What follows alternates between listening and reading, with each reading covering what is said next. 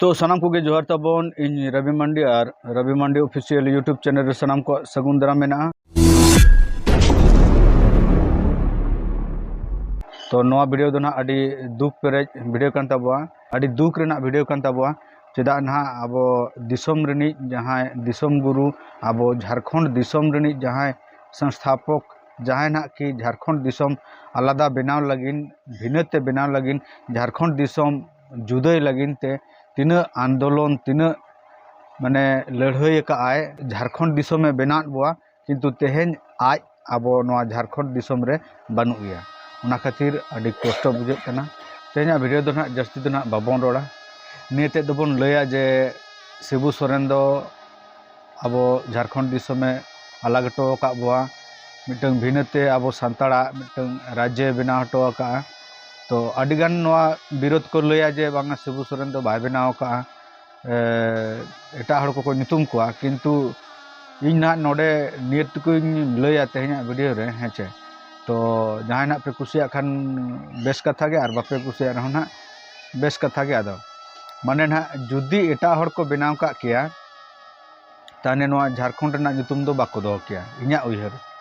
जखन शिबू सोरेन जखन एहब पार्टी बनाव ले आय उन जखन शिबू सोरेन पार्टी ना नितुम ताय कानते झारखंड मुक्ति मोर्चा जुदी एटा पार्टी रिन को बनाव किया ताने नवा झारखंड दो बाको नितुम किया जखन नवा दिसोम रेना नितुम झारखंड कना और शिबू सोरेन पार्टी रेना नितुम ताय काना झारखंड मुक्ति मोर्चा। तो उना खातिर निये इन पतियो सला इन लय दाड़े जे शिबू सोरेन गे नवा रिनी शिबू सोरेन गे नवा झारखंड दिसोम बनाव रिनी मेन हड़ कना। तो उना को दो उन जस्ती बाबन रोपड़ा। तो तेहेन दो ना सोमवार और 4 अगस्त 2025 और तेहेन सोमवार लेकान दिन रे शिबू सोरेन ताबन ना आबो नवा धूड़ी धरती बगी हटो कते बोंगा दिसोम ते चलावेना। तो अडी दिन धाबिज ना हॉस्पिटल रे ताहे कना ओना माना जतो गेबन बड़ाया माने ना मिटंग दुख आवरी बन सहाय तेगे ना आरो मिटंग दुख माने ना होला महादेर जहां बन नेल के रामदास सोरेन गमके तकिन लेंजेट काते भिंदर काते ना तत्कार किन बजाव लेनते नितो दिल्ली एपोलो हॉस्पिटल रे मेना किना दिल्ली रे ना नुई शिबू सोरेन होय ताहे कना ओंडे अडी दिन हुईना। तो ठीक धरा बन उइहर दाड़ा कना तो अडी दिन गे हुई कना ना ना दिल्ली रे ना आकिना चिकित्सा हुई कान ताहेन किडनी रे प्रॉब्लम ताहे कान खातिर दिल्ली रे अडी दिन किन चिकित्सा होचो कान ताहेन। तो हेमंत सोरेन ना ओंडे गे अडी दिन खुना मेनाया और तेहेन दो ना अडी दुख सला इन सदराबन कना जे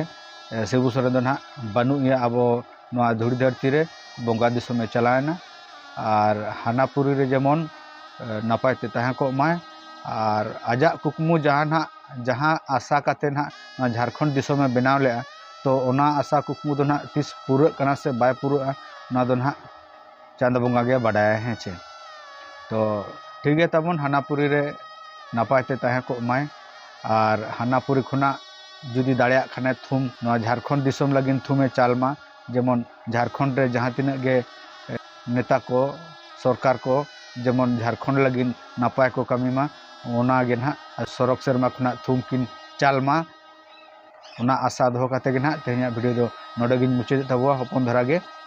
सनाम को गे जोहार।